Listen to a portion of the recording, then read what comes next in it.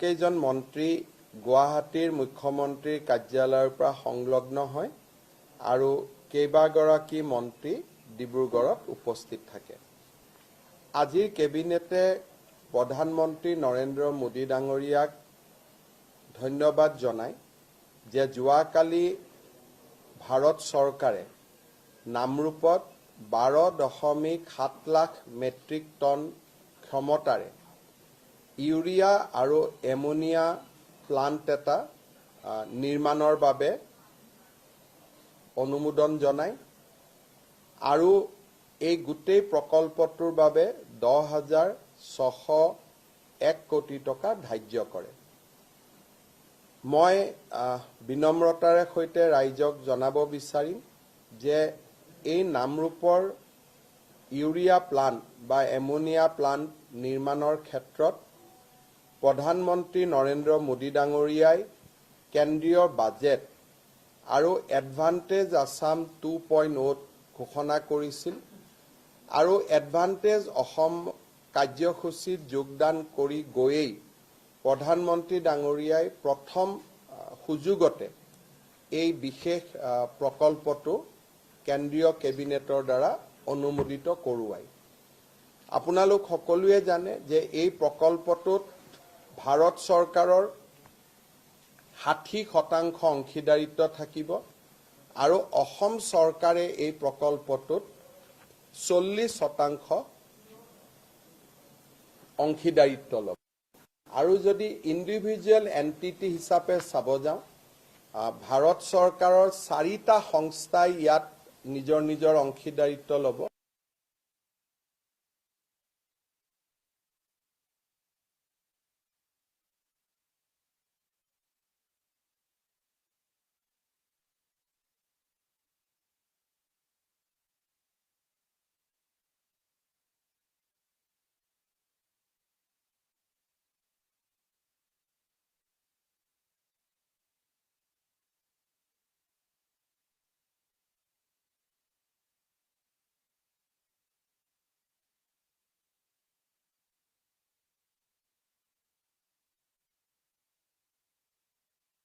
প্ৰয়োজনীয় যিখিনি কাম কাজ কৰিব লাগে সেইখিনি আমি সমাপন কৰিবলৈ চেষ্টা কৰিম।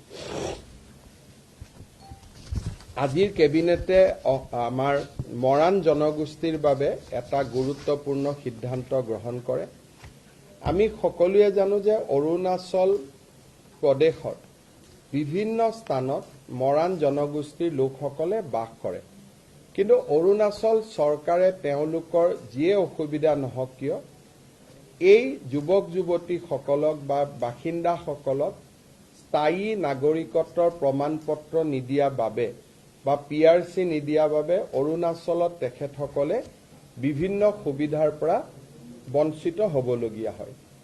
বিষয়টোৰ সম্পৰ্কত অৰুণাচলৰ মুখ্যমন্ত্ৰীৰ লগত মই যোগাযোগত আছোঁ, কিন্তু যেতিয়ালৈকে অৰুণাচলত এই সমস্যাটো সমাধান নহয়, অৰুণাচলত বাস কৰি থকা মৰাণ জনগোষ্ঠীৰ লোকসকলক আমি অসমৰ PRC দিবলৈ সিদ্ধান্ত গ্ৰহণ কৰিছোঁ। ইয়াৰ ফলত তেখেতসকলে অসমৰ চাকৰিৰ বাবেও নিজক চাকৰিত তেওঁলোকে প্ৰাৰ্থিত্ব দিব পাৰিব। অসমৰ মেডিকেল ইঞ্জিনিয়াৰিং কলেজ আদিতো তেওঁলোকে অংশগ্ৰহণৰ সুবিধা পাব আৰু মৰাণ জনগোষ্ঠীৰ বাবে যি আমি ৰিজাৰ্ভেশ্যন কৰি থোৱা আছে তাতো তেওঁলোকে পৰীক্ষা দিবলৈ সুবিধা পাব। মই ভাবোঁ যে এইটো অসমৰ আটাইতকৈ প্ৰাচীনতম জনগোষ্ঠী মৰাণ জনগোষ্ঠীৰ বাবে আজি কেবিনেটে এটা ঐতিহাসিক সিদ্ধান্ত গ্ৰহণ কৰে। আজি কেবিনেটত আমি আৰু এটা সিদ্ধান্ত গ্ৰহণ কৰিছোঁ যে নেশ্যনেল হেল্থ মিছনত যিসকল কৰ্মচাৰী বা নাৰ্ছ বা আন বিষয়া কৰ্মচাৰীয়ে কাম কৰে, তেওঁলোকে যদি ৰাজ্য চৰকাৰৰ কিবা নিয়োগৰ পৰীক্ষাত অৱতীৰ্ণ হ'ব লাগে, তেতিয়াহ'লে তেওঁলোকৰ বাবে বয়সৰ ঊৰ্ধ্বতম সীমা নাথাকিব। তেওঁলোকে যিমানেই বয়স নহওক কিয় যদি NHMত তেওঁলোকে কাম কৰি আছে, তেতিয়াহ'লে স্বাস্থ্য বিভাগৰ চৰকাৰী চাকৰিৰ কাৰণে তেওঁলোকে আবেদন পত্ৰ দিব পাৰিব। এএনএমৰ চাকৰিৰ কাৰণে, জিএনএমৰ চাকৰিৰ কাৰণে, অৰ্থাৎ নিৰ্দিষ্ট ফিল্ডখনত যি ফিল্ডত কাম কৰি আছে সেই ফিল্ডত তেওঁলোকে নিয়োগৰ পৰীক্ষাত অৱতীৰ্ণ হ'ব পাৰিব। গোৱালপাৰা জিলাৰ যিখন অসামৰিক হস্পিটেল আছিলে, গোৱালপাৰা চিভিল হস্পিটেল, সেই চিভিল হস্পিটেলখনক বা অসামৰিক হস্পিটেলখনক আমি তৎকালীনভাৱে কাৰ্যকৰী হোৱাকৈ শ্বহীদ নিধানু ৰাম ৰাজবংশীৰ নামেৰে উৎসৰ্গা কৰিবলৈ সিদ্ধান্ত গ্ৰহণ কৰিছোঁ। ভাৰতৰ স্বাধীনতা সংগ্ৰামৰ 1942 চনৰ এগৰাকী শ্বহীদ নিধানু ৰাম ৰাজবংশী এতিয়াৰ পৰা গোৱালপাৰা অসামৰিক চিকিৎসালয়খন শ্বহীদ নিধানু ৰাম ৰাজবংশী অসামৰিক চিকিৎসালয় ৰূপে পৰিচিত হ'ব। আমাৰ 31 মাৰ্চৰ পৰা অসমৰ প্ৰতিটো ৱেলনেছ চেণ্টাৰ, যি আমাৰ গাঁৱে গাঁৱে ৱেলনেছ চেণ্টাৰ আছে, সেই ৱেলনেছ চেণ্টাৰত একোটাকৈ স্বাস্থ্য শিবিৰ কৰিবলৈ ৰাজ্য চৰকাৰে সিদ্ধান্ত গ্ৰহণ কৰিছে। স্কুলসমূহৰ এমালগেমেশ্যনৰ কাৰণে পৰিত্যক্ত বিদ্যালয়সমূহক যিকোনো চৰকাৰী কামত যাতে আমি ব্যৱহাৰ কৰিব পাৰোঁ, তাৰ বাবে বহুত দিনৰ পৰা এটা চিন্তা চৰ্চা চলি আছিল। আজি কেবিনেটে সিদ্ধান্ত লয় যে যেতিয়া কোনোবা স্কুল এমালগেমেটেড হৈ যাব, তেতিয়াহ'লে সেই মাটি তৎকালীনভাৱে জিলা আয়ুক্তৰ হাতলৈ গুচি যাব। শিক্ষা বিভাগৰ পৰা জিলা আয়ুক্তলৈ যাব। চৰকাৰী কাম কাজত জিলা আয়ুক্তই তাক আবণ্টন কৰিব পাৰিব। অনা চৰকাৰী কাম কাজৰ বাবে বা NGO আদিৰ বাবে যদি আবেদন হয়, চৰকাৰৰ অনুমোদন লৈ জিলা আয়ুক্তই এনে খালী হৈ থকা বিদ্যালয়সমূহ আবণ্টন কৰিব পাৰিব। আজি কেবিনেটত এইটো এটা গুৰুত্বপূৰ্ণ সিদ্ধান্ত লোৱা হয়। প্ৰাগজ্যোতিষপুৰ ইউনিভাৰ্চিটি আৰু আমাৰ আউনীআটী বিশ্ববিদ্যালয়, এই দুইখন বিশ্ববিদ্যালয়ৰে যিখন ফাৰ্ষ্ট ষ্টেটু বুলি কয়, সেই ষ্টেটুখন আজি কেবিনেটে অনুমোদন জনায়। Doctor Bhupen Hazarika regional government film আৰু টেলিভিছন ইনষ্টিটিউটৰ অধ্যাপক অধ্যাপিকাসকলক কেবিনেটে AICT স্কেল দিবৰ বাবে আজি সিদ্ধান্ত গ্ৰহণ কৰে।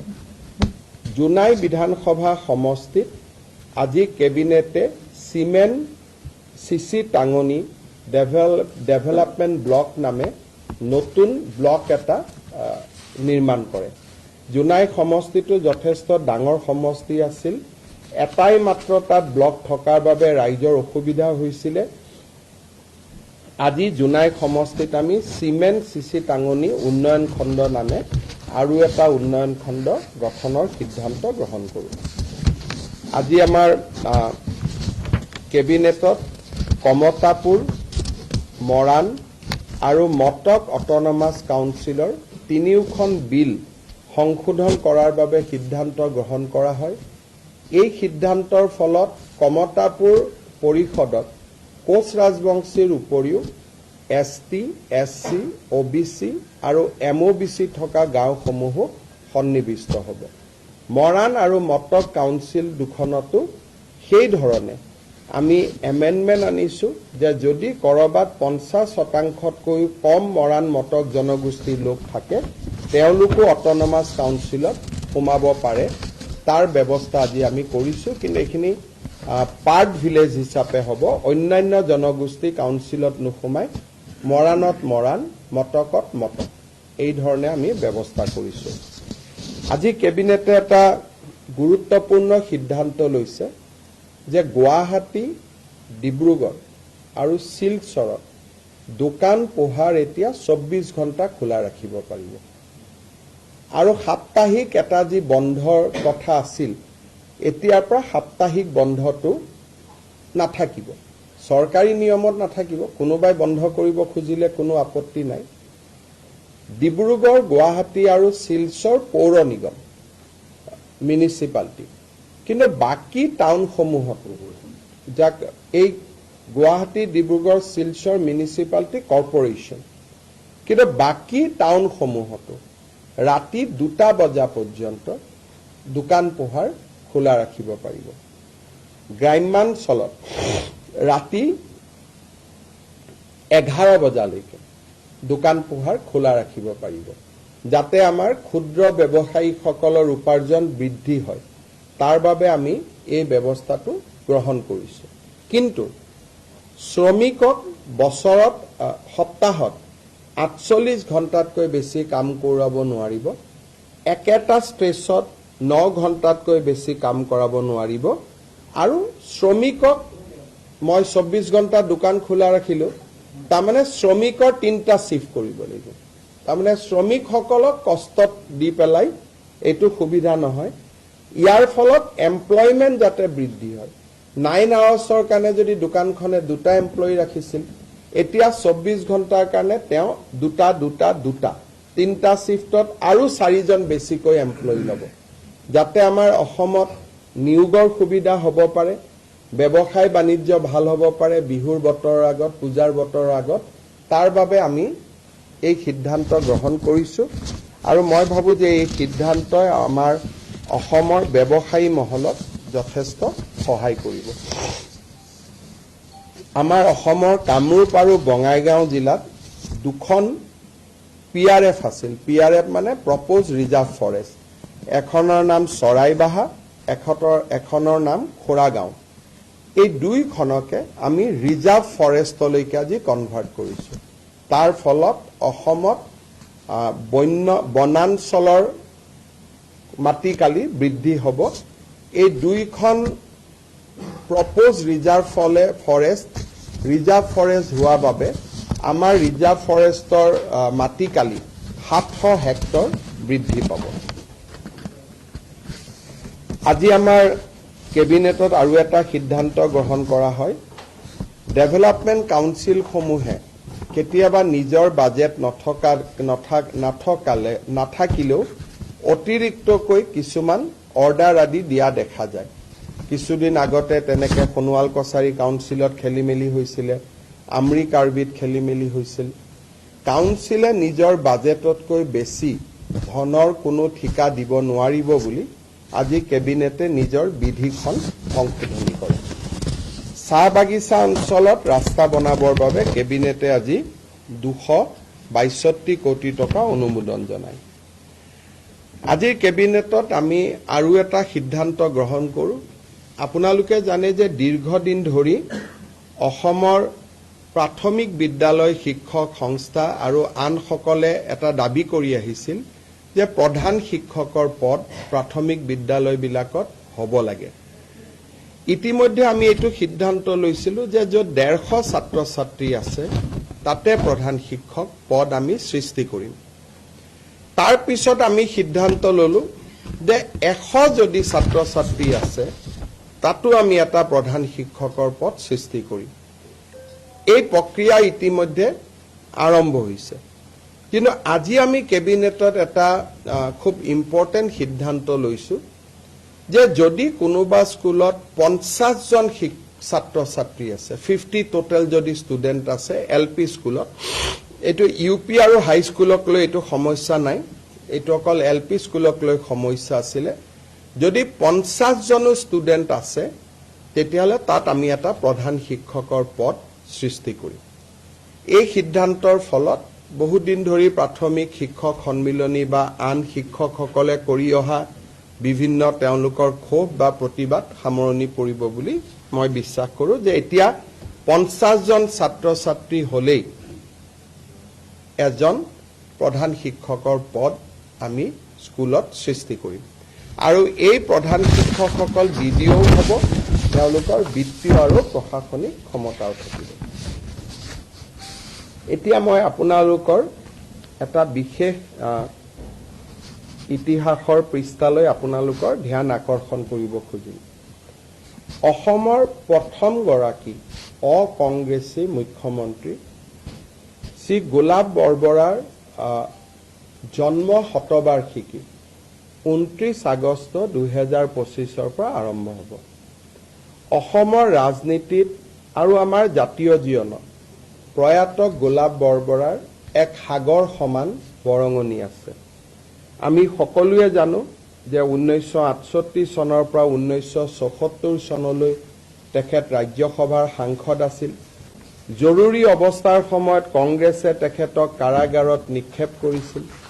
1978 চনৰ 12 মাৰ্চ তাৰিখে অসমৰ 6জন মুখ্যমন্ত্ৰী হিচাপে তেওঁ দায়িত্ব গ্ৰহণ কৰিছিল।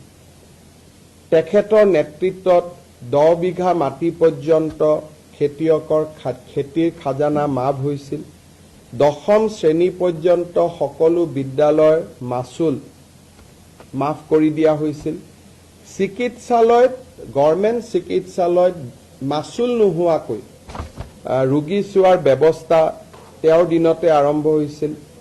দয়াং বনাঞ্চলত থলুৱা লোকৰ মাটি সংৰক্ষণৰ বাবে তেখেতে কাম কৰিছিল আৰু এই ধৰণে তেখেতে বহুবিলাক আনকি অসমত ক্ষুদ্ৰ চাহ বাগিচা নিৰ্মাণৰ কামতো তেখেতে এক বিশাল বৰঙণি আগবঢ়াইছিল। ৰাজ্য চৰকাৰে গোলাপ বৰবৰা ডাঙৰীয়াৰ জন্ম শতবাৰ্ষিকী গাম্ভীৰ্যপূৰ্ণভাৱে এটা বছৰ পালন কৰিবলৈ সিদ্ধান্ত লৈছে। 29 আগষ্ট 2025 পৰা আৰম্ভ হ'বলগীয়া এই জন্ম শতবাৰ্ষিকীত আমি কেনেদৰে পালন কৰিম তাৰ বিষয়ে নিৰ্ধাৰণ কৰিবলৈ মন্ত্ৰী ৰঞ্জিত কুমাৰ দাস, ডক্টৰ ৰণোজ পেগু আৰু অজন্তা নেওগৰ নেতৃত্বত এখন কেবিনেট সাব কমিটি গঠন কৰা হৈছে আৰু এই কেবিনেট সাব কমিটিখনে প্ৰয়াত গোলাপ বৰবৰাৰ পৰিয়াল আৰু তেওঁৰ সান্নিধ্য লাভ কৰা ব্যক্তিসকলৰ লগত আলাপ আলোচনা কৰি এটা বছৰজোৰা পৰিকল্পনা প্ৰস্তুত কৰিব যাতে গোলাপ বৰবৰাৰ আদৰ্শক আমি অসমৰ নতুন প্ৰজন্মৰ মাজলৈ লৈ যাব পাৰোঁ। ইয়াৰ উপৰিও এই বছৰটোৰ ভিতৰতে অসমৰ এখন ৰাজ্যিক শিক্ষানুষ্ঠানত বা আন ৰাজ্যিক এটা অনুষ্ঠানত প্ৰয়াত গোলাপ বৰবৰাৰ নামেৰেও নামাঙ্কিত কৰাৰ বাবে আমি সিদ্ধান্ত লৈছোঁ আৰু কেবিনেট সাব কমিটিখনে এই অনুষ্ঠানটো আমাক দেখুৱাই দিব যে এই অনুষ্ঠানটি আপোনালোকে বা কেবিনেটে গোলাপ বৰবৰাৰ নামত নামাঙ্কিত কৰিব পাৰে। মই সকলো ৰাইজৰ এই ক্ষেত্ৰত সহযোগিতা বিচাৰিছোঁ। চতুৰ্থতে আমাৰ এইকেইটা দিন বাতৰি কাকতত ৰংঘৰত কৃত্ৰিম বানপানী সৃষ্টি হোৱাৰ বাতৰি ওলাই আছে। ৰংঘৰ পৰ্যবেক্ষণ কৰিবলৈও কেবিনেটে এটা লোক নিৰ্মাণ বিভাগ আৰু ৱাটাৰ ৰিচোৰ্চ ডিপাৰ্টমেণ্ট আৰু আৰ্বান এফেয়াৰ্ছ ডিপাৰ্টমেণ্ট আৰু আৰ্কিঅলজি ডিপাৰ্টমেণ্ট এই চাৰিওটা ডিপাৰ্টমেণ্টৰ বিষয়া সন্নিৱিষ্ট এটা এক্সপাৰ্ট টীম ৰংঘৰলৈ পঠাবৰ বাবে সিদ্ধান্ত গ্ৰহণ কৰিছে। কেবিনেটত লোৱা সিদ্ধান্ত একেটাই আছিল। আপোনালোকৰ যদি কিবা সুধিব আছে সুধিব পাৰে। हिंदी में बोलने के लिए तकलीफ होगा, अभी इतना लंबा है, मुझको दोबारा आधा घंटा चाहिए। हमारे भारत सरकार की जो बजट थे उस बजट में नामरूप में एक 12 लाख मेट्रिक टन की यूरिया एमोनिया प्लांट बनाने का निर्णय लिया गया था। वही निर्णय को प्रधानमंत्री जी ने हमारे निवेश सम्मेलन में भी दोहराए थे। कल union cabinet under the chairmanship of our beloved prime minister है, उन्होंने ये पूरा प्रकल्प को स्वीकृति दिया। आज हमारे कैबिनेट ने प्रधानमंत्री जी को इसके लिए अपना कृतज्ञता जताया और हमारा आशा है कि प्रधानमंत्री जी अगले बार जब असम में आएगा, खास करके सितंबर अक्टूबर महीना में, उसी समय ये यूरिया एमोनिया प्लांट का शिलान्यास भी जरूर करेगा। हम प्रधानमंत्री